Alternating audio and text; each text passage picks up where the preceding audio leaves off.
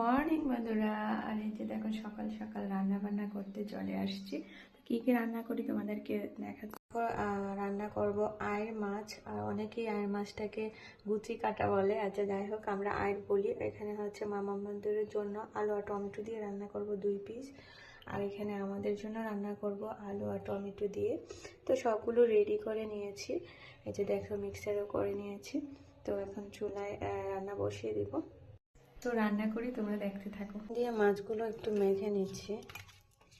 তো আমি এখন মাছগুলো একটু ভেজে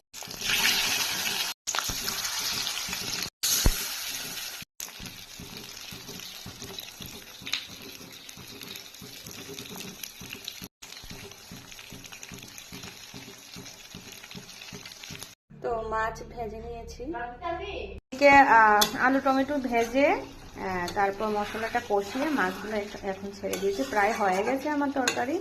এখন এখানে একটু ঝোল দিব, মানে অল্প জল দিয়ে ধনিয়া পাতা দিয়ে নামিয়ে নেব। পরিমাণ জল দিয়ে দিচ্ছি। তরকারিটা হয়ে গেছে, আমি এখন ধনিয়া পাতা দিয়ে নামিয়ে নেব। এই দেখো ধনিয়া পাতা দিয়ে দিচ্ছি। ওয়াও, হেভি টেস্টি হবে।